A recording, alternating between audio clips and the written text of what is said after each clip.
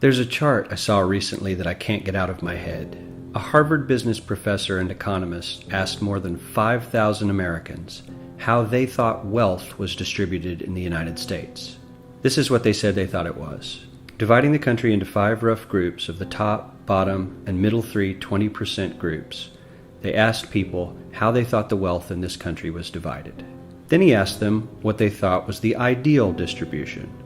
And 92%, that's at least 9 out of 10 of them, said it should be more like this. In other words, more equitable than they think it is. Now that fact is telling, admittedly, the notion that most Americans know that the system is already skewed unfairly. But what's most interesting to me is the reality compared to our perception.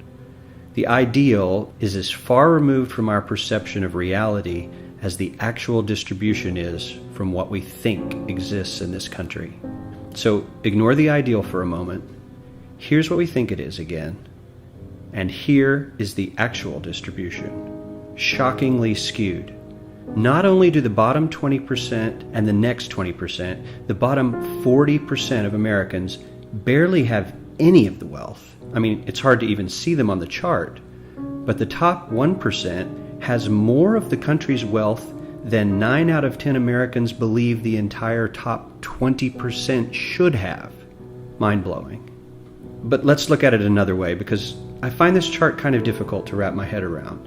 Instead, let's reduce the 311 million Americans to just a representative 100 people. Make it simple.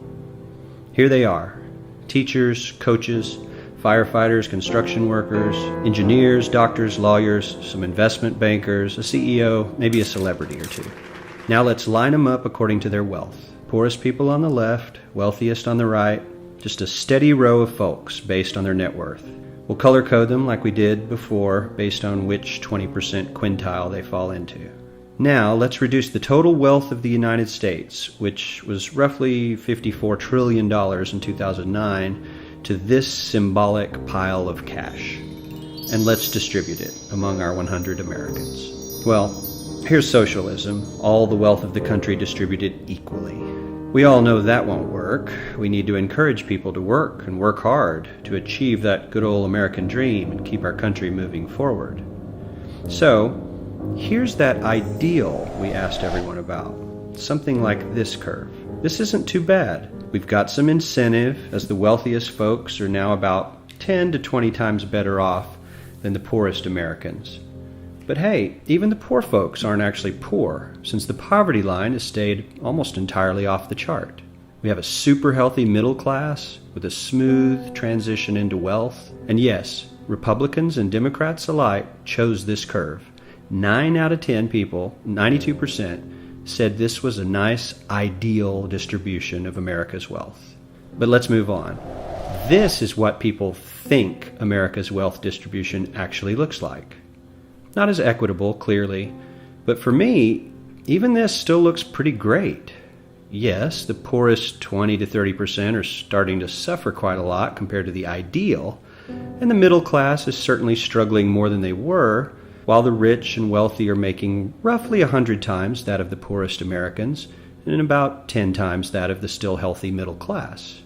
Sadly, this isn't even close to the reality. Here is the actual distribution of wealth in America. The poorest Americans don't even register. They're down to pocket change, and the middle class is barely distinguishable from the poor. In fact, even the rich between the top 10 and 20 percentile are worse off. Only the top 10% are better off. And how much better off? So much better off that the top 2 to 5% are actually off the chart at this scale. And the top 1%, this guy, well, his stack of money stretches 10 times higher than we can show. Here's his stack of cash, restacked, all by itself. This is the top 1% we've been hearing so much about. So much green in his pockets that I have to give him a whole new column of his own, because he won't fit on my chart. 1% of America has 40% of all the nation's wealth. The bottom 80%, 8 out of every 10 people, or 80 out of these 100, only has 7% between them. And this has only gotten worse in the last 20 to 30 years. While the richest 1% take home almost a quarter of the national income today, in 1976 they took home only 9%, meaning their share of income has nearly tripled in the last 30 years. The top 1% own half the country's stocks, bonds, and mutual funds. The bottom 50% of Americans own only 0.5% of these investments, which means they aren't investing. They're just scraping by.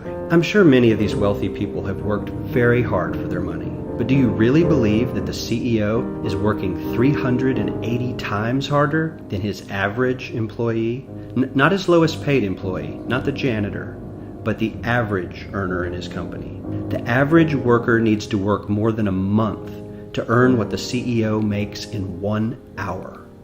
We certainly don't have to go all the way to socialism to find something that is fair for hardworking Americans. We don't even have to achieve what most of us consider might be ideal.